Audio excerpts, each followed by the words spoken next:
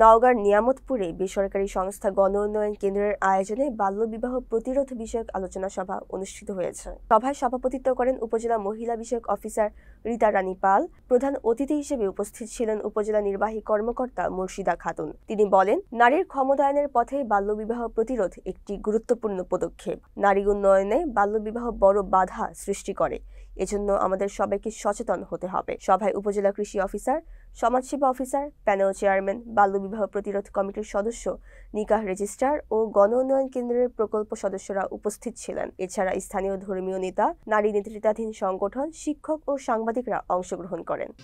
আমরা এই জিনিসগুলো নিয়ে বাল্যবিবাহ নিয়ে যেহেতু আলাপ হচ্ছে, আমি এমনিতে একটা কথা বলি যে একটা বাল্যবিবাহ বলতে বোঝাচ্ছে যে আমরা 18-এর নিচে বিয়ে দিচ্ছি, এই তো।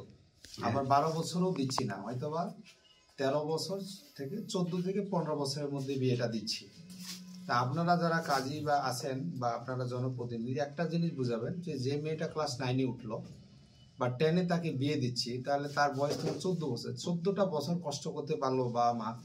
আর যদি 4টা বছর, শুধু 3টা বছর, 1 বছর ম্যাট্রিক পাস, 2 বছর ইন্টারমিডিয়েট পাস, তাহলে তার 18 বা 19 হয়ে যাচ্ছে। তাহলে ইন্টারমিডিয়েট পাসটা করলেই কিন্তু সে একটা কম্পিউটার অপারেটর হোক, একটা সেলাই কাজে হোক, একটা উদ্যোক্তা হোক, কিছু একটা কিন্তু সে করতে পারবে। তখন কিন্তু বিয়ে দিলে স্বামীর বাড়িতে তাকে আর এই জিনিসটা টেনশন করতে হবে না। সে যখন নিজে একটা ইনকাম করতে পারবে, তার একটা আলাদা সাহস থাকবে। ছেলে মেয়ে কর্মে বা পেশায় আমি কখনো এই জিনিসটা বিভাজন করি না যে ছেলে মেয়ে আছে। জেন্ডার এবং সেক্স নামে দুইটা কথা আছে, এটা আমরা অনেকেই জানি না, এটা মাথায় রাখবেন। সেক্সটা হলো আল্লাহ প্রদত্ত, যে আমি ছেলে বা একজন মেয়ে, এটা আল্লাহ প্রদত্ত। কিন্তু জেন্ডারটা আমরা তৈরি করছি। জেন্ডারটা বিভাজন করে নিছি যে 2জন মেয়ে 1জন পুরুষ ছেলের সমান, এরকম করছি, এটা সোসাইটি করছে। কিন্তু একটা ছেলে মেয়ের যে স্ট্রাকচার, এটা